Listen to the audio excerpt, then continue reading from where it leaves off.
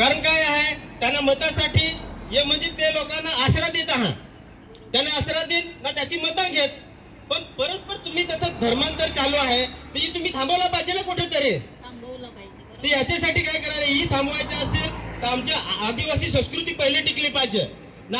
आता आपले तरुण पोरं आहे, ही प्रत्येकाने लक्षात दिला पाहिजे काय आपली म्हणजे आदिवासी टिकवला पाहिजे, याच्यासाठी आपण पुढाकार घेतला पाहिजे. आमचा गाव हा मोडगाव आहे. आमच्या गावात जवळ म्हणजे 14 पाडे आहेत. 14 पाड्यात तुम्हाला मी सांगतो ना, अशी बेकार परिस्थिती आहे का 5 प्रोटेस्टंटची प्रार्थनास्थळ आहेत, 2 कॅथोलिकवाल्यांची चर्च आहे आणि 1 निरंकारवाल्यांची आहे. मग आता आमची आदिवासी समाज गेला कुठं, ती टिकवायला गेल ना. आता आम्ही काय केला, आमचं गाव आहे पेसा गाव आहे. पेसा गावाचा अध्यक्ष पण आणि म्हणजे अध्यक्ष आणि सरपंच तो एकच आहे.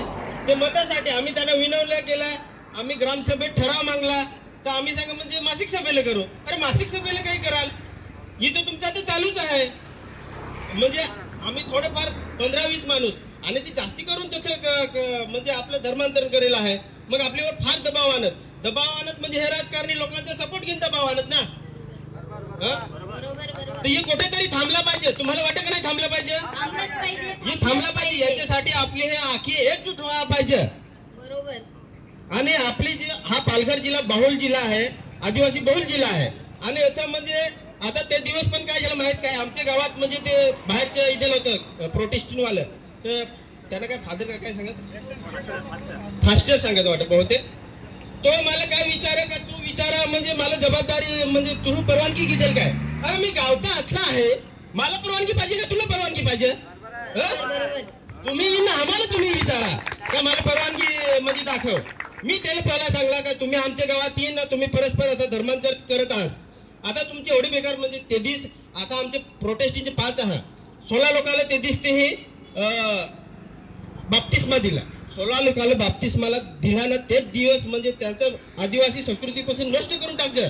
म्हणजे त्या दिवशी ते ऍस बसलं पण तिचा देव नाही समजत ना. तसं ते आता झोली बांधायची हवी तसं होते, तिलाच प्रार्थनेला वाद मरण आलं तसंच म्हणजे तिचा अख्खा म्हणजे रीतिरिवाज हा आपल्या आदिवासी संस्कृतीपासून आपल्या देवापासून नष्ट करत.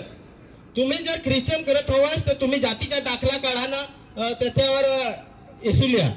आता हे बरोबर आहे का नाही? आता आपण जेव्हा आता शासनाला पण समजला पाहिजे काय, आपण जातीच्या जात पडताळणी करत असताना हिरवा, हिमाय, वाघोबा, बहरम देवा, झोटिंग देवा ही नावं लिहून ना आपली तू जातीचा दाखला काढू ना. तर तुम्ही असं करत हवास तर तुम्ही मग तिला कसं काय सहज परवानगी द्या. आमचं पेसा गाव आहे तर तुमची पण जबाबदारी आहे, शासनाची पण जबाबदारी आहे का पेसा गावात हे असं धर्मांतरण होऊ द्यायचे नाही. कारण काय आहे, धर्मांतरण पैशासाठी करत आहेत. त्यांना दर रविवारी झोली घेऊन आणि असे याच्यात फिरतात, त्यांना पैसा सुटतो. पण आपली लोक पण समजत नाही ना तिथे कशाला जायचं. असं हा खूप बिकट परिस्थिती आहे. सर्वांना जोहार आणि सगळ्यांना एक अजून परत मी 2-3 प्रश्न.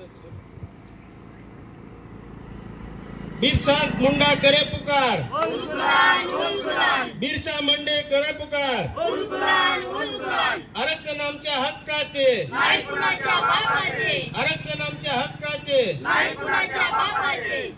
धर्मांतरण बंद करा, बंद करा,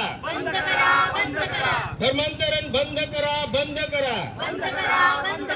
उल गुलाल, उल गुलाल, जोहार.